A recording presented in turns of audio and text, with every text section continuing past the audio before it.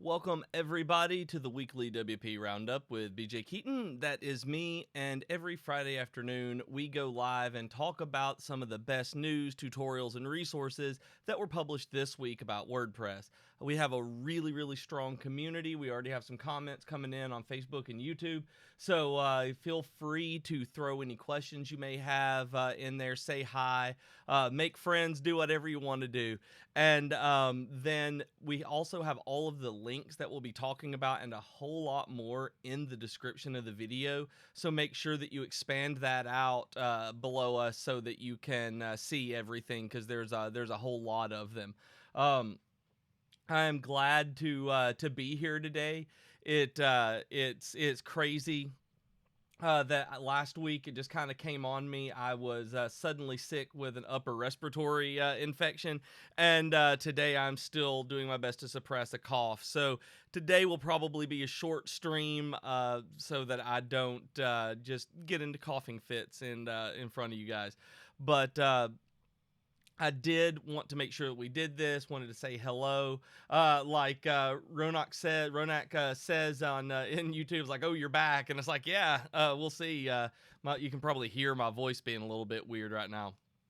But I wanted to do this because next week, getting into the news, next week I'm not going to be here. And the reason that there's not going to be a stream next week is because it's awesome. It's a good reason, because WordCamp Phoenix is next week. And me and Raquel and Nathan and Jason are going to Phoenix, Arizona, to the WordCamp and having a Divi Meetup there with everybody.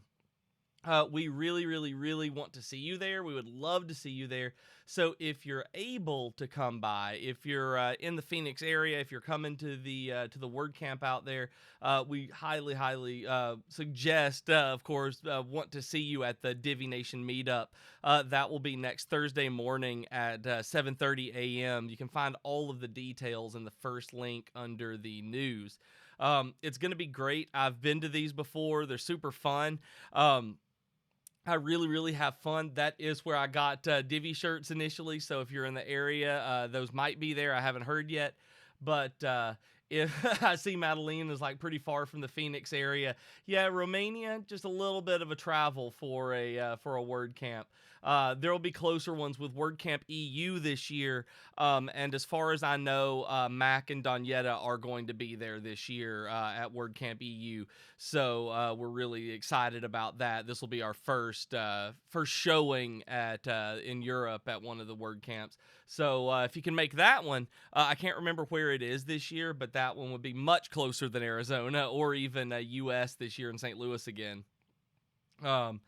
The next thing I wanted to really bring up, because we're having this meetup, we're having that WordCamp, I wanted to make sure that y'all knew that we have worldwide Divi Nation meetups. That if you have not checked out to see if we have a Divi meetup near you, an official Divi meetup near you rather, to check the second link in the description.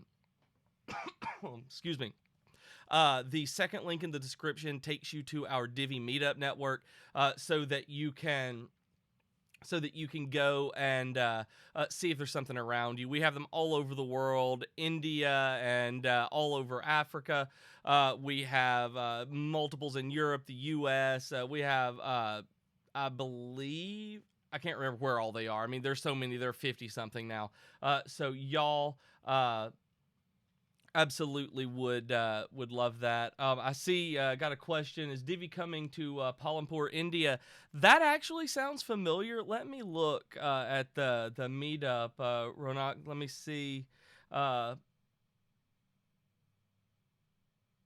I'm waiting on it to load right now, the meetup. We have 18 countries and 55 groups, which is what we're really excited about.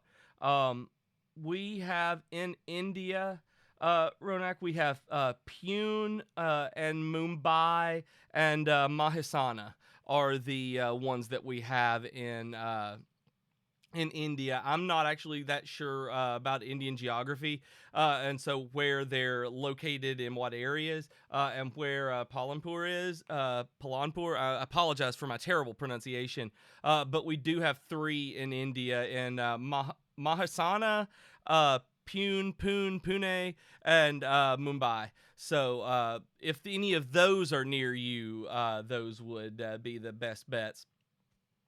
So just check that out, y'all. I wanted to remind you about that just in case you didn't know that that existed with the link. I know I've talked about it before, but I want to make sure that the link got into the notes here. Again, the Divi Design Showcase is up this month. We do these monthly, and we've got the January 2021 up. These are where I like to showcase these so that y'all know what people are doing with Divi, what kind of cool designs are out there, and that you can browse through some sites that we vet are like, hey, this is really cool, good job, and can go in and take some inspiration, maybe make some friends with the designers. It's just really cool. We really like those. So as you go through there, you'll see some really interesting ones.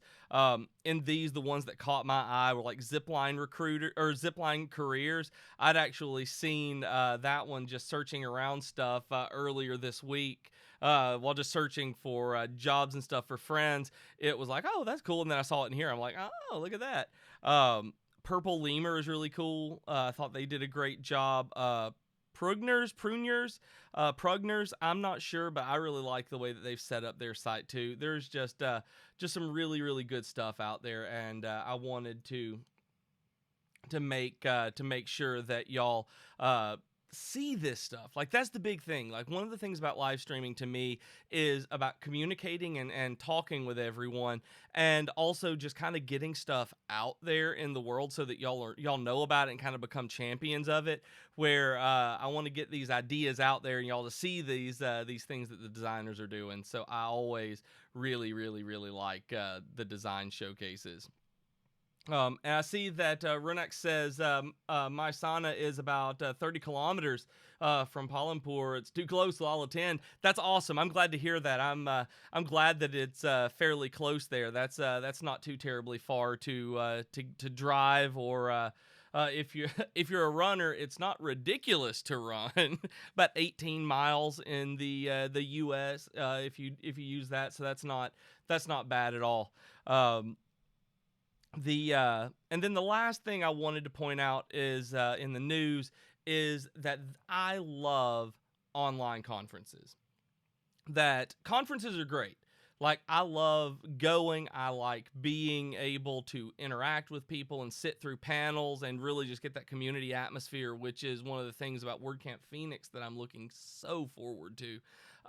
But not everyone has that opportunity to be able to go to conferences. So online conferences are really the best thing that you can do at that point. And Torque posted an article about that got me to know about this, about WPengine doing a virtual conference called Decode. And it's for WordPress developers, where there are going to be talks all over, where there are talks all over about different WordPress development centric stuff. And it started a few days ago. Like, this was something that started a few days ago on the 27th, or excuse me, the 29th. There are 27 developers. It started on the 29th of January. But you can register for it and get access to it. And what I love about virtual conferences specifically is that you can go back and watch all of them afterward. That you can go back and watch all of these talks after they've aired. Basically, you don't have to miss them. Even if you miss them going on live and being a part of the live chat, you can go in and watch them and learn a lot. So it was something that I thought was a fantastic idea. They have Juice DeValk, who created Yoast, Carrie Dills, Syed Balki, on how to run successful WordPress businesses and develop and launch new sites, things like that. Like I said, I've done these before. These are great kinds of content that you can use. I use them like podcasts, really. I'll watch virtual conferences. I would put up my phone on the dash of my car and just watch them as I was driving to work at my last job, as I was prepping to do this. So to transition careers and things like that. So highly suggest virtual conferences. And when there's one on WordPress hosted by WPengine with the folks that are there, just cannot recommend it enough. Excuse me. Karen asks, where were you last week? Did I miss the announcement you weren't going to be on? No, that was kind of a last minute thing, Karen. I apologize for that. I have a upper respiratory infection and was lying in pain, moaning, unable to really talk. So I'm better-ish this week, where I'm trying to avoid coughing too much into the microphone. I say it, and as I talk, my voice probably gets a little weaker. So, but that's what it was. I apologize about that. And just so you know, with you asking, we won't be here next week because I will be at WordCamp Phoenix. But I have no idea what the content schedule looks like. Sometimes we'll post updates and things like that. I don't know. But if you are near Phoenix, you can come hang out with us. Yeah. But that's all the news stuff that I had. There wasn't a whole lot of WordPress like major features coming out. Probably the biggest one that I saw that I didn't even link to is that WordPress is getting native lazy loading for images, which is gonna improve a lot of sites. That was about the biggest that I saw that was really worth talking about or thinking about. I usually use it through Jetpack for stuff like that. So I'm a Jetpack user, so I just use it. And sometimes it messes with my caching plugins, and I just turn it off. So now moving into the tutorials, the first one I wanted to talk about was the Divi Booster one. That there is the first one under the link under the resources area is, the blacklisting emails in the Divi contact form. That sometimes the Divi contact form has, I wanted to call this out, has a blacklist under spam protection, where you can put in, like, you don't want people from a particular domain emailing you, or if you keep getting spam from the same address, and they show you how to walk through that. So I wanted to point that out. If y'all haven't used it as a particular feature, that the email blacklist can kind of sometimes get looked over when you're looking at spam protection. So I really wanted y'all to see that, them showing you how to do it, put one per line, things like that. And then I really liked B3 Multimedia's, the second one under here, on the proper way to display your portfolio in a grid. Portfolio grids are things that are really, people do them wrong a lot. Whenever I see portfolios, like, people have weird ways they design them. They have weird, I have a weird, like, things that they'll put on there, like animations and stuff like that. And B3 wrote it out for the reasons that you want to do, and have some stuff the way that you put it on there. So I wanted to highlight that one as well. I'm trying to get through, highlighting as many of these as I can before my voice goes out here in a few. The Uncle Social says, display my portfolio. My business website is foul. It's a miracle I get any work. I need this link badly. I felt the same way. When I first started doing this, I just had to throw up a website to give business cards out to my first conference. And I was like, I'm not going to get any work from this. Like, this is terrible. And then I've looked, and it's like, okay, people are still good with it. So we're far harsher critics of ourselves than other people are. So I'm sure yours is fine. And I see Ronak, again, sorry about the name if I'm mispronouncing that, says, I ride daily 40 kilometers from my village to my office and another 40 kilometers back to get home. And that's normal there in India. And loves his job as a web designer. Like, I love that. That's great. So yeah, you're more than used to being able to get to the Divi meetup. That's awesome. I bet you're in incredible shape as well. That's some good riding. I need to get out there and do that again. Um, Let me see here. Where was I at? WP Sauce did a fun article on the ultimate guide to freelancing like a boss, and you can't not do like a boss whenever you say it. So I apologize that if I say it, I'm going to make the hand gesture and lean back, but they really talk about what you can look forward to. Excuse me. What you look forward to, what kind of work relationships, and what the drawbacks are, and y'all know that. And then once they've established that, they go through like creating a strong personal brand, which is, I can't stress enough on that, you guys. I know that y'all all do this because you're very, very particular about how you present yourselves. Like building up a network, it is, if you're going to freelance, you need a network of other people. I've talked about it before. You need to be able to do word of mouth, make friends, get word of mouth referrals, that kind of thing. And then this one is, I think, the reason that I wanted to talk about it. This is the primary thing that comes up occasionally about freelancing, and specifically with WordPress work. What should you charge? Like, whether you're charging enough, whether you are charging too much. And they talk about it that you set your rates in accordance with your budget and your time. That you set whatever rates you need to live and do your job and be able to get them done in a reasonable amount of time. That what I need from freelancing is not what Uncle Social needs, is not what Karen needs or Josh needs. What y'all need are going to be completely different, and it's going to depend on where you are, what kind of work you're doing, and what kind of schedule that you already have that you need to keep. Somebody who is freelancing just on the side might actually charge more than somebody who does it daily, because you're trying to get as much bang for your buck, as opposed to giving, more, not bulk discounts, but you have consistent full-time work that you're trying to, give different, not different clients, regular clients, maybe a break on some of it before you raise it for other people. I always want to talk about it. I always want to talk about the setting your rates and talking about things like that.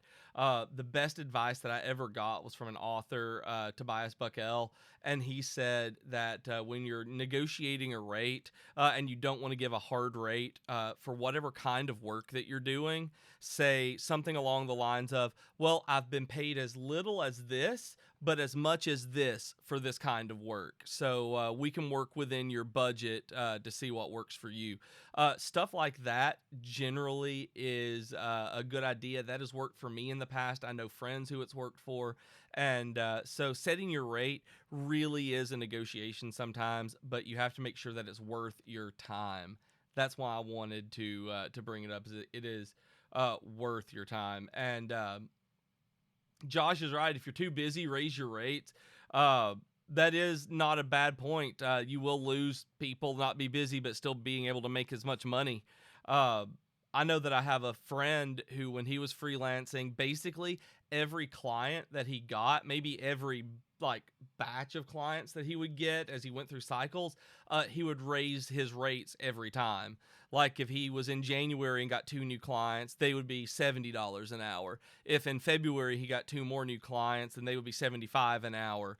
Stuff like that, where he consistently was able to find the sweet spot for what he was charging with new clients. So it was really, really cool to be able to listen to him and see. He's like, yeah, I got these new clients, but now I'm going to have to probably bump up some of these old ones because they've been with me forever, but I'm still giving them their old rate, things like that. So Like Uncle Social here says, it reminds of him of college economics. It's a supply and demand curve.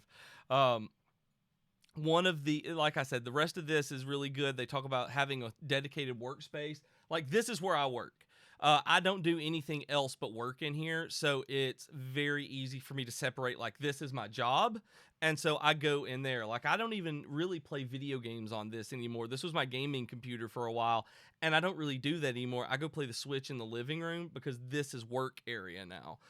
So that's really helped me. And then they talk about things like setting boundaries, having weekends, things like that. So, like, they do a really good job of really showing you everything that you need to take into consideration when you're either starting to freelance or really just wanting to bolster your freelancing. Oh, excuse me. Um, so the uh, freelancing is one of those where there are a lot of detriments to it, there are a lot of benefits to it, and I want everyone to be able to succeed as much as they can. There are a few others in here that I just wanted to point out. Apparently, my spacing got off on here, so I apologize if there are some lines bundled together. The project Project Panorama has the ultimate guide to client onboarding. And that's been a pain point. I know some of you guys have mentioned in the past. I've mentioned it in the past. Making sure that you have everything set up to bring new clients on board. And if you don't have a process that you go through every time that you have someone new, that you meet someone new, you have a contact, that you have a contact have contact with, excuse me, then it's highly suggestible. um Pamela asks, sorry, missed the name of the book, can you repeat? I may be so out of it, still I don't remember mentioning a book, did I, y'all? I feel bad. um Mm. But if I didn't, and you were just curious about the context that I was talking in, that was under the link on the Ultimate Guide to Freelancing Like a Boss in the tutorial section. Um, was the one I was discussing then. And then, like, they talk in this article, the Project Panorama one that's about midway down the tutorials on the client onboarding, where you can cover during onboarding, your experience, like why they should hire you if you haven't done it already. Like, that's a first kind of thing. How you're going to do this, like what kind of communication they should expect, how you're going to be able to do it. Like, they go through a lot in here, like give you tools for like intake forms. My wife does this. She runs like meeting rooms and programs and things like that at her library. And once they finally set up a standardized meeting room application and form for people to come in and use them, it became much easier because it was a checklist at that point instead of having to remember if you had covered that with this particular client. And so those patrons were like that. They have stuff like video conferencing tools, Calendly, which is I highly suggest, different kinds of checklists, slide decks, and stuff like that. So I love this article from Project Panorama and think everyone watching right now should absolutely check it out. Let's see, one question: how much a company charges to their clients to design 10 pages of a normal informatics static website in the US or Canada, the amount in dollars? That really depends. Um, the people, and this is just from my experience in doing it, and talking with people about it with the ranges I'm going to mention. So y'all, please throw some ideas out there in the stream as well. Man, I hope that my stream didn't just die because my video just went offline. Hopefully you guys are seeing me still and hearing me. I'm not sure, like all of a sudden I'm back, I think. Maybe, I don't know. I'm hoping. I'm seeing that they're online now, so I'm gonna I have no clue why the stream is now doing this, but yeah, I'll start there. Like for me, I see that like Josh and Judy are talking about this um, as well. I'm going to type in chat here.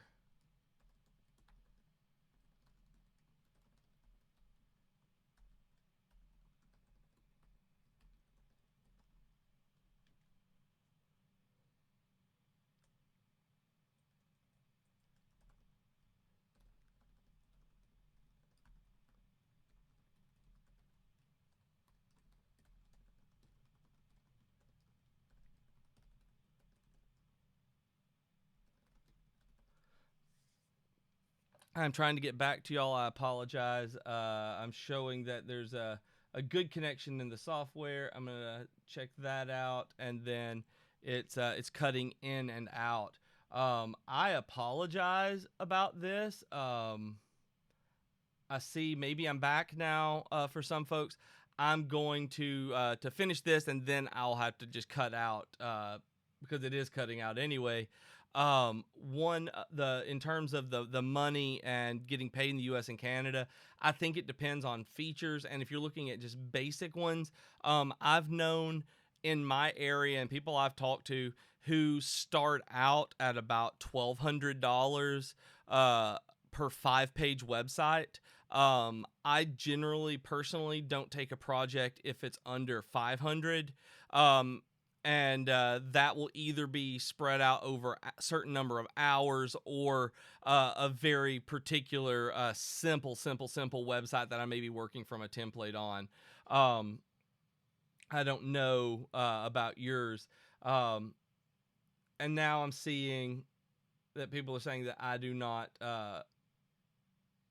have any kind of audio, so that's fun.